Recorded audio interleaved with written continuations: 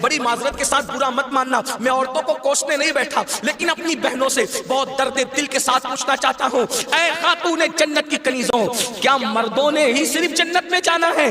عورتوں نے جنت میں نہیں جانا؟ تمہاری محرومی کی حد ہے میری بہنوں کہ تمہارے قدموں کے نیچے جنت ہے۔ اللہ کے رسول فرماتے الجنت تحت اقدام الامہات، جنت تمہاری ماؤں کے قدموں کے نیچے ہے، لیکن ساتھ ہی حضور نے یہ بھی فرمایا کہ میں نے جہنم میں سب سے زیادہ اگر کسی کو دیکھا ہے تو عورتوں کو دیکھا ہے۔ آج بیٹیوں کا حال یہ ہے، اب بیٹیاں قرآن کہاں یاد کرتی ہے، اب بیٹیاں حدیث کہاں یاد کرتی ہے، اب بیٹیاں دین کہاں پڑھتی ہے؟ یہ تو گانے سنتی ہے، یہ تو سیریل دیکھتی ہے، یہ تو فلمیں دیکھتی ہے۔ اللہ اکبر! قوم کی جو بیٹی بالغ ہونے سے پہلے سیریلوں میں بھاگنے اور بھگانے کے مناظر دیکھے گی، قوم کی جو بیٹی جوانی کی دہلیز پر قدم رکھ کر فلموں میں زنا کے مناظر دیکھے گی، پھر وہ گندگی نہیں کرے گی تو کیا کرے گی؟ وہ جرائم نہیں کرے گی تو کیا کرے گی؟ اے خاتون جنت کی کنیزوں، جب جب اللہ کے دین کو تم پیٹ کے پیچھے ڈالو گے تمہیں رونے کو مزدور نہیں ملے۔ اور آپ جانتی ہیں یہ سیریل اور گندی فلموں کا نتیجہ ہے کہ بچیاں کسی اور کا ہاتھ پکڑ کر چلی جاتی ہیں، معاشرہ اس کو دھتکار دیتا ہے، پھر وہ ایک دو بچوں کا باپ بن کر کے اس لڑکی کو دھوکہ دے دیتا ہے، پھر جب وہ لوٹ کر آتی ہے تو نہ ماں باپ قبول کرتے، نہ بھائی قبول کرتے، نہ خاندان قبول کرتا ہے، اور وہ ظالم تو دھوکہ دے ہی چکا ہے۔ علم کی بات چل رہی ہے، رسول اللہ کی نواسی، جس طرح سے امام حسن کے کان میں، امام حسین کے کان قرآن اگر کسی نے کیا ہے تو وہ سیدہ زینب پاک کی ذات ہے۔ صرف 7 سال کی عمر میں سیدہ زینب نے حافظ قرآن کیا تھا، آپ قرآن کی حافظہ تھی۔ اللہ اکبر! آپ کو حیرت نہیں ہونی چاہیے، اللہ سیدہ زینب نے صرف 7 سال کی عمر میں قرآن کا حفظ کیا ہے، اور قرآن کی اکثر صورتیں آپ نے اپنی امی سیدہ فاطمہ کے ذریعے سے حفظ کیا ہے۔ اللہ اکبر! اور قرآن کا سب سے پہلے درس دینے کا کام کوفہ کی سرزمین پر سیدہ زینب نے کیا ہے۔ یہ رسول اللہ کا خاندان ہے۔ ام المومنین سیدہ عائشہ صدیقہ وہ خاتون ہے کہ اللہ اکبر، عورتوں میں سب سے زیادہ اگر کوئی حدیث روایت کر رہا ہے تو وہ سیدہ عائشہ صدیقہ کی ذات ہے، اور آپ مفتی 4 ملت ہے۔ اصحاب میں جب کسی مسئلے پر اختلاف ہو جاتا تو لوگ کہتے چلو ام المومنین کی بارگاہ میں ان سے پوچھیں گے۔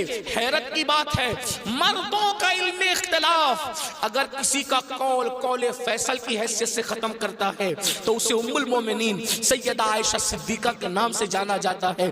یہ علم ہے، یہ عورتوں کے پاس علم ہے۔ اسی طریقے سے اللہ اکبر، امام جعفر صادق کی بہو ہے، امام جعفر صادق کی بہو ہے، یعنی امام حسین کے خاندان کی بہو اور امام حسن کے خاندان کی بیٹی، ان کو دنیا نفیسۃ العلم کہتی ہے، اور ان کو نفیسہ مصری بھی کہا گیا ہے۔ یہ اپنے شوہر کے ساتھ مدینہ منورہ سے ہجرت کر کے مصر آ گئی تھی، اور جب مصر آئی ہے اور امام جعفر صادق کے علم کی خیرات جب بانٹنے کے لیے بیٹھی ہیں تو میری بہنوں آپ کو حیرت ہوگی، حضرت نفیسۃ العلم جسے نفیسہ مصری کہتے ہیں، جب پردے میں بیٹھ کر لوگوں کو قرآن و حدیث کا علم دیتی تو پردے کے پیچھے بیٹھ کر علم حاصل کرنے کے لیے مجتہد مطلق حضرت سیدنا امام شافعی جیسے لوگ آیا کرتے تھے اور ان سے علم حاصل کیا کرتے تھے۔ یعنی ہمارے یہاں اسلام میں عورتیں ایسی تھی کہ اتنے بڑے بڑے مرد جو ہے عورتوں کے پاس آ کر کے اسلام حاصل کرتے تھے،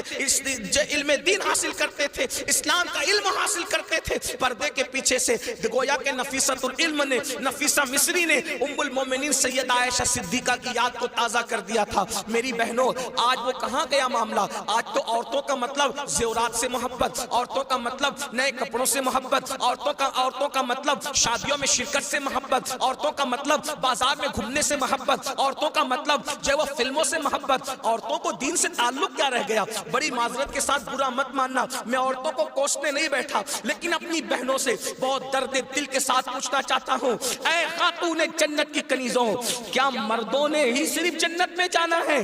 عورتوں نے جنت میں نہیں جانا؟ مجھے بتاؤ کیا کر رہی ہو اپنے دین کے لیے، کیا کر رہی ہو اپنے اسلام کے لیے؟ تمہاری محرومی کی حد ہے میری بہنوں کہ تمہارے قدموں کے نیچے جنت ہے۔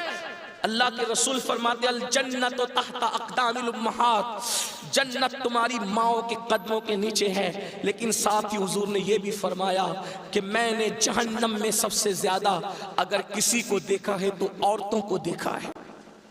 مجھے بتاؤ، آج نماز سے کوسوں دوری، مذہب سے کوسوں دوری، اس لیے جامعۃ المصطفیٰ کا قیام اس لیے عمل میں آیا ہے تاکہ بھولے ہوئے سبق کو یاد دلایا جا سکے، بھولے ہوئے سبق کو یاد دلایا جا سکے، بچیوں کو علم کا زیور دیا جا سکے، بچیاں علم حاصل کریں، پرانا دور دہرائیں، پرانی تاریخ یاد دلائیں۔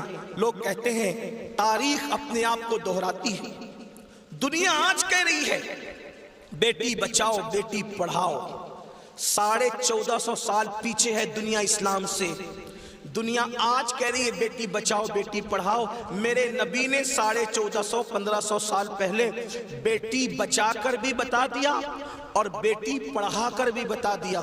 اللہ کے رسول نے بیٹی بچایا تو ایسے بچایا کہ بیٹیاں ان کے آنے سے پہلے زندہ دفن ہوتی تھی، مگر ان کے آنے کے بعد بیٹیوں کو دفن نہیں کیا گیا بلکہ بیٹیوں کو ماتھے کا جھومر بنایا گیا۔